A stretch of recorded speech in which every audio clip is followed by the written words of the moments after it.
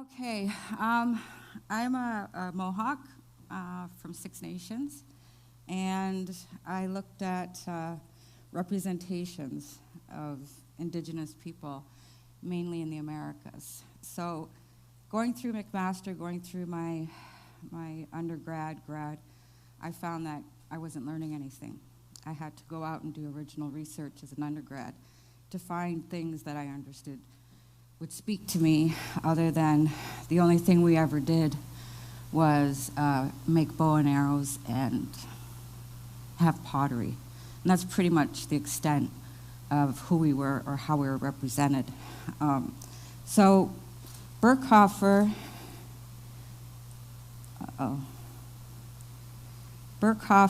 is, it's not working,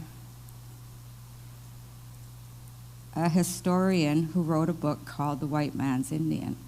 And it was back in the 80s, but essentially he talks about how, can somebody help me?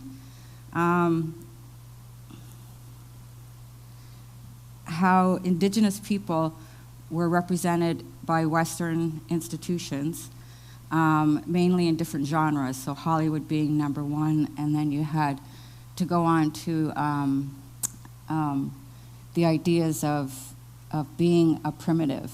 And at that point, that idea hasn't changed much. So you're talking about creativity, thinking.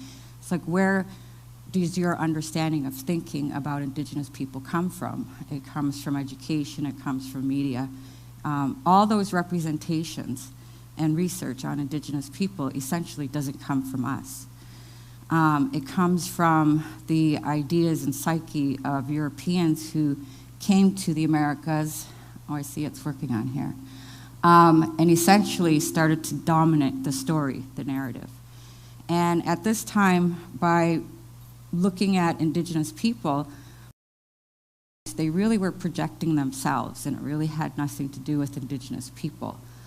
And if you look at the Hollywood genre, 2,000 films, all of them dehumanize Indigenous people. They construct the image of a savage who killed innocent people who were backwards. And then Berger, who is a justice who did the Mackenzie Valley Pipeline, he looked at the discourses going back to the debate in Spain in 1550. And it was between Las Casas and Spovolda. And the two of them argued as to whether Indigenous people were human or not human. And essentially, Berger argues that that same narrative and discourse continues on to this very day. And this is grounded in a lot of mythologies about Indigenous people. So at the end of the day, his conclusion in his work was that nothing has really changed. The idea is that in order, the Pope ruled that we were human and went with Las Casas. But he said only if we become Christian. So only if we become in the image of the oppressor can we be human. And thus began the idea of this narrative on our ways and our ideas and the things that we have done, contributed to the world, was going to be represented to the world by the colonizer.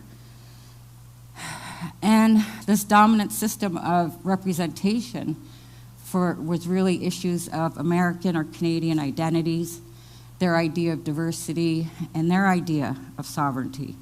And they had to, at some level, talk about, whether or not we had a spirituality of ourselves, and it was called barbaric, and so forth. And all of this is wrapped up in race, ethnicity, class, gender today. And that the reconfiguration of who we are, because our ideas and our thinking comes from our spirituality. That is the basis of how we know who we are, and our identity and our sovereignty comes from the Creator. It's an inherent right that we have. So this is in direct contrast to European representation, their myth of the Indian. And the idea was that, they were appropriating our knowledges, they were appropriating our medicines, our land.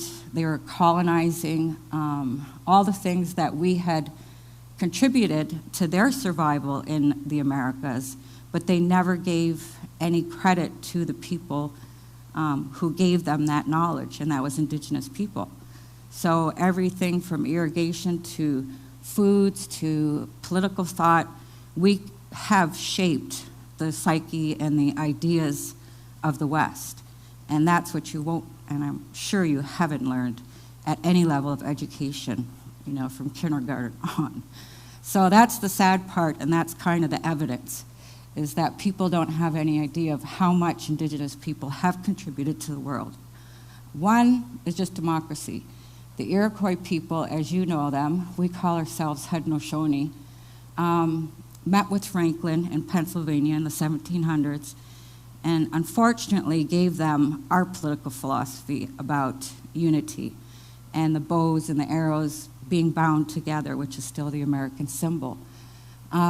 Franklin then wrote an article and talked if the Iroquois can become a union, a sovereign union, then certainly, you know, these savages who are able to have two levels of government, one is the federal, one is the state.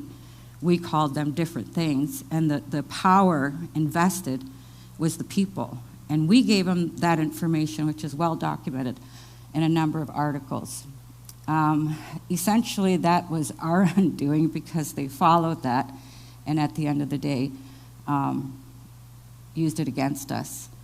So when I read Noam Chomsky's work, I was really impressed with how he laid out how you manufacture consent, because it explained a lot to me in terms of my university education, in terms of what I was seeing in the media and the news, all of these ideological institutions who were representing us. And I still found it to be dehumanizing. So if you look at current media coverage of any Native issue, they don't humanize us. You know, we're a problem, and we're over here, and we got to be dealt with. And we're very costly. So that's kind of the narrative that is still going on.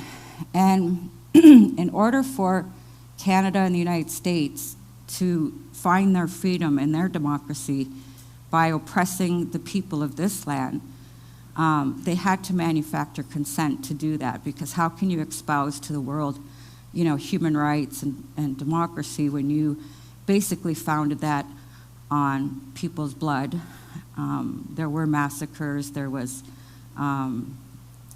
spreading of diseases, there was policies to make sure that we didn't make it. And that's really the point of this whole thing, is I'm not supposed to be standing here today had these policies actually been effective. But we resisted, and how we resisted was sustaining our own ideas and understanding of the world. So at the end of the day, you come up with natural and inevitable development, and we're not able to cope with it, so we kind of are at fault. We're weak, inferior, and unable to deal with development. But they don't talk about the actual policies that Canada had in place of assimilation. In 1924, Duncan Campbell Scott stated to the House of Commons, I want to continue until there's not a single Indian left. And the United States, you had Ulysses Grant and others saying the plane had an extermination policy of wiping out Indians because they wanted the land and the resources. So people really don't know about these policies of extermination and other policies in the Indian Act which were legal. If we look at how you think about this, Vandana Shiva states, you know, colonial influence on biological and intellectual heritage of non-Western societies was devalued. And essentially, she goes on to explain how our knowledge becomes myth, it becomes unsubstantiated, and it becomes less than Western knowledge, which is supposed to be scientific and objective. But if you're an Indigenous person, you know that that's not true. It's very politically driven, and it's about resources. So there's a lot that knowledge hierarchy then doesn't take into consideration the things that we have done. And these are unequal systems of power. So why don't you know the contributions Indigenous people made to shaping your life? The foods that you eat, what's available to you, the medicines. So those are things that you should learn, but they're not even available. So that has to tell you a lot about what's not there versus what is there. What is there is assimilation policies, and at this point they were able to take our children and put them into state institutions such as residential schools, or they were just taken out and adopted out. And the idea was to just get rid of the Indian. They used missionaries to do this. It was illegal to do our ceremonies in residential school. If you spoke your language, you were beaten. Some had needles put through their tongues. There was a variety of horrors that went on in these schools to make sure that when you entered them, you did not practice your ceremonies, you did not practice your language. And you can imagine a 5-year-old having to deal with this. At home on the reserve, and you know reserves are for animals, so that kind of tells you, right, in the discourse and the narrative and the language, like, why do I live on a reserve? You need to think about those things. Or why is Indian Affairs called Indian Affairs and Northern Development? You need to just think about the simple things that are right there in front of you. And it's really to strip us of our land and to take away our economic, spiritual, and political spheres of our society, because we would pose a resistance to colonization. Our language is very important, largely because it has the intellectual legacy. We have ideas that cannot be expressed in English because English has connotations with its language. The easiest one I can use is women. For many Indigenous culture, just the term, the female, is a powerful entity. She is a life giver. She is the land. She is movement, action, authority. You can't say woman in the English language and get that same connotation. So our language really does have our ways of thinking about the world and constructing the world, which is everything is living, everything is alive. And I think now science is catching up to that.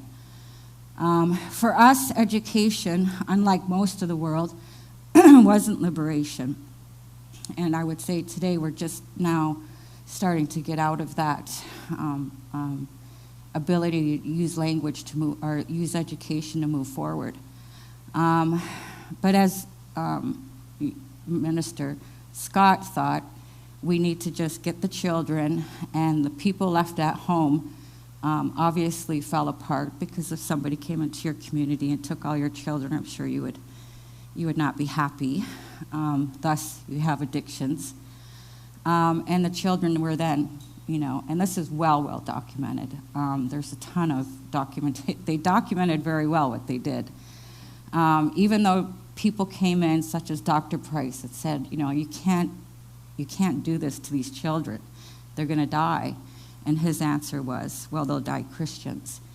And I think just recently they've uncovered 3,000 graves at just one residential school.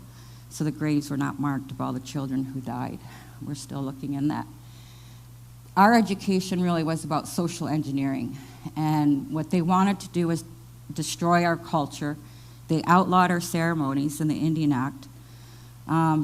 People went to jail for having Sundance ceremonies or potlatch, spiritual leaders. It was not a good time. And if we try to raise this issue in institutions such as universities, there is a sense of epistemic violence and the idea that what we're saying is not true, because you have thousands and thousands and thousands of documents that say everything that happened to us is because we're inferior biologically. So we can't really speak our truth as of yet and feel safe about it. But the idea of social engineering is, this was the idea. And these are the posters they would use to try to get people to donate to their schools, even though here in Brantford, where they went to school, they were running farms, they were running businesses. the kids did the slave labor of creating lots and lots of produce and meat and so forth, but they had to eat mush every day. So in Brantford, it's called the mush hole. That's what our parents and grandparents remember, because they weren't allowed to eat those apples or eggs or anything else. So they didn't have a very good relationship with education, and that's been passed down. And then when you do get into the education system, you do begin to find that this is just reified in the institution about our immortality and virtues, and that, you know, we're lazy and so forth because we have a different concept of time and space. And these classifications of representation are essentially the power of the dominating force. So, for example, and this is what I try to convey to people, as a Mohawk woman with 5 children, 5 grandchildren, it's very hard for me to have them learn their language. And I've stayed around here because we do have immersion schools that are not funded. They cut the funding. You can't find a Mohawk anywhere else in the world. So if you look at the world, and as a Canadian, somewhere you can trace your roots, where those traditions, that language, the museums, the arts, the music continues on. And so coming to Canada and assimilating is fine if you want to. It's a choice. For us, as you can see, it was not a choice. It was forced, legal abduction of children, and putting people on reserves and not allowing them to leave and so forth. We don't have an economy, or we weren't allowed to, and we're still not allowed to borrow money. So I, as a professor, don't have the same rights as you to borrow money, because our land is on a reserve in trust by the Crown. So that's why we're poor. So there's legal bills within the Indian Act that ensure that we will stay impoverished. And people say, well, why don't you leave? And that is the idea, is for us to leave. We're not going to leave. And that's part of why we're trying to explain to people, you know, we are tied to this land, and that's where our identity and that's where our spirituality flows from. So we don't want to go anywhere else. We want to stay here, but we don't run the museums. We don't have mainstream anything. We have to ask for money and do it in the way that they want us to do it. Now, move on to the lighter side of things is what I like, which is Indigenous knowledge and research. This is known as the Goswenta. We made this agreement as Iroquois people with the Dutch, later with the French and the British, and basically the 2 rows are a political philosophy of self-government. And if you look at the terms and how the Goswenta works, it matches equally with what the United Nations Declaration states now about self-government, meaning we have 2 nations that will exist side by side, and we won't try to steer the other person's boat. And while African countries have done well under the UN Declaration of Indigenous Peoples' Rights, Canada and the US has not. They haven't made any changes to give us any sense of self-government. In fact, it's getting worse. The contributions that we made to the world, and I just wanted to give you, to end this talk, is this is information that's very hard to find, very, very hard to find.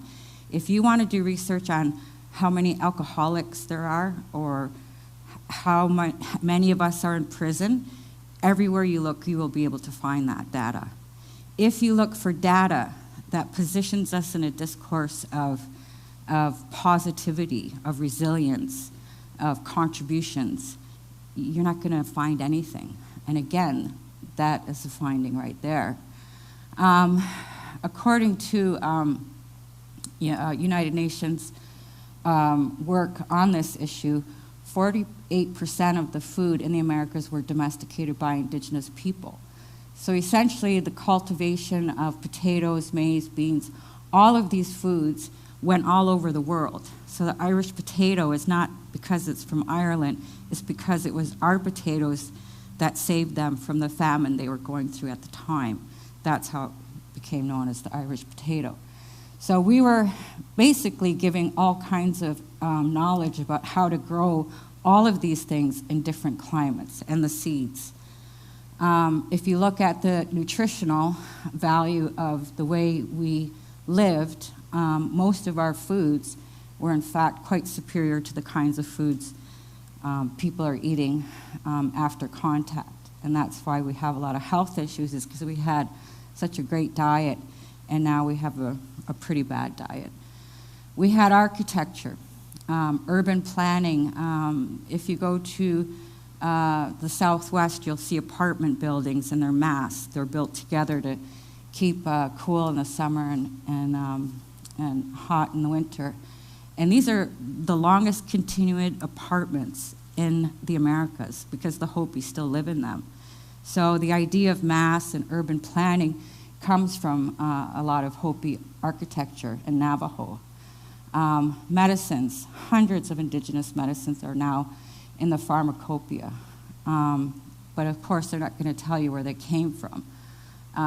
The Rural Advancement Foundation finds that over 80% of the world's people depend on indigenous knowledge of health and security, and 50% rely on indigenous people for crops and food.